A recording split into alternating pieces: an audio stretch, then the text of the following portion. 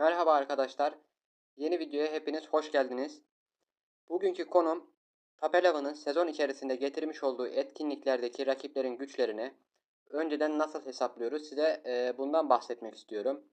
Konuya geçmeden önce videoları beğenmeyi, abone olmayı ve yorum yapmayı unutmayın arkadaşlar. Bunları yaparsanız sevinirim. Şimdiden teşekkür ederim. Şimdi gelelim konumuza arkadaşlar. Ben şu andaki etkinliği bitirdim. İlk rakibimin gücü 128.9. Son rakibimin gücü ise 158.9. Peki arkadaşlar bunu nasıl buluyoruz? Bunun formülü nasıl? Şimdi size bundan bahsetmek istiyorum. Bu şekilde hemen hemen bütün etkinlikleri kazanabilirsiniz ve token sayısını arttırmak isteyen arkadaşlar için iyi olur. Şimdi size kazanmış olduğum etkinlikleri de göstereyim arkadaşlar. Şuradan. Arkadaşlar özel başarılar kısmında 41 tane etkinlik bitirmişim. Gördüğünüz gibi hemen hemen bütün etkinlikleri bu yaptığım formülle rahat bir şekilde bitiriyorum. Şimdi gelelim arkadaşlar bunu nasıl yapıyoruz? Arkadaşlar öncelikle kadro ekranınıza bir girmeniz gerek. Daha sonra yapacağınız işlem yedekler ve rezervler dahil olmak üzere yıldız gücü olarak gücü en yüksek oyuncuları ilk 11'inize koyuyorsunuz arkadaşlar. Sol üst köşede yazan takımın gücü zaten. Bunu biliyorsunuz.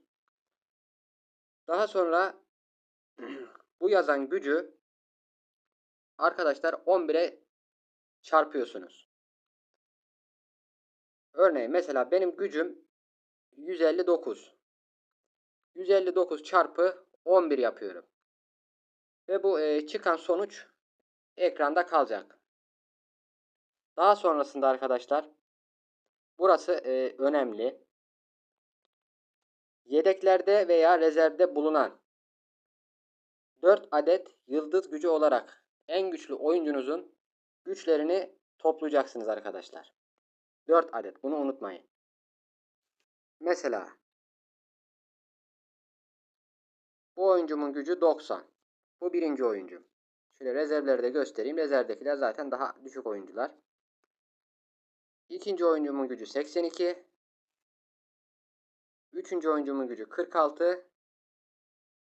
Dördüncü oyuncumun gücü de 56. Arkadaşlar bunları da topladıktan sonra ne demiştik? 159 çarpı 11 eşittir dedik. Daha sonra artı diyoruz arkadaşlar. Bu toplamış olduğumuz 4 oyuncunun gücünü artı diyerek buna ilave ediyoruz. Çıkan sonucu arkadaşlar 15'e bölüyoruz. Neden 15 derseniz ilk 11'imiz 11 oyuncu. 4 adet de yedekteki oyuncularımızı koyduk 15 oyuncu. Bu çıkan sonucu 15'e böldükten sonra çıkan sonuç arkadaşlar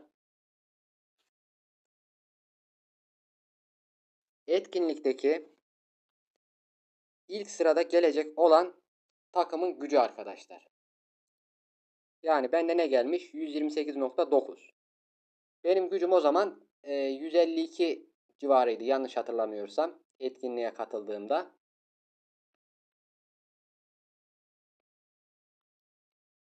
Rakibin gücünü de aynı şekilde bulmuştum. 158.9 olarak rakibin gücünü bulmuştum.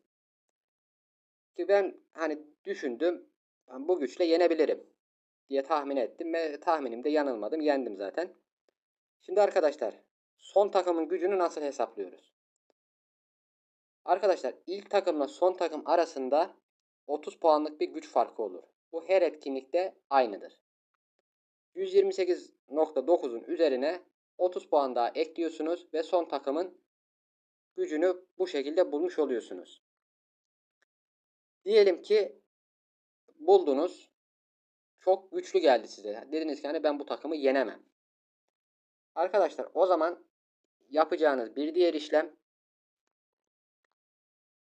yedekteki en güçlü oyuncularınızdan bir veya ikisini çıkartacaksınız.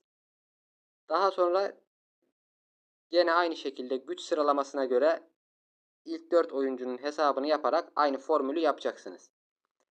Bunu arkadaşlar bu şekilde belirliyoruz. Fakat önemli bir ayrıntı var. Onu da şöyle anlatayım size. Şimdi bunu hesaplamadan önce burada oyuncu akademisi bölümündeki antrenörlere oyuncu verdiyseniz arkadaşlar sistem bunların da gücünü hesaplıyor. Bunu unutmayın. Nasıl hesaplıyor? Oyuncuyu hangi güçle gönderdiyseniz o güçten hesaplıyor. Şimdi ben bunları anlatıyorum size. Ben bunların arkadaşlar hepsinin testini yaptım, denedim. Bunlara dayanarak söylüyorum size bunları. Burası önemli. Burayı unutmayın. Onun dışında bir şey daha var. Mesela kadronuzda sözleşme imzalamadığınız, atıyorum işte 100 gücünde özel sponsordan gelen bir oyuncu vardır. Sözleşmesini imzalamamışsınızdır. Veya transfer listesinden oyuncu almışsınızdır. Sözleşmesi henüz imzalanmamıştır. Sistem bunları da hesaplıyor. Arkadaşlar bunu dediğim olayı etkinlik başlamadan önce, yani etkinliğe kayıt olmadan önce yapmanız lazım. Yani oyuncu çıkaracaksanız.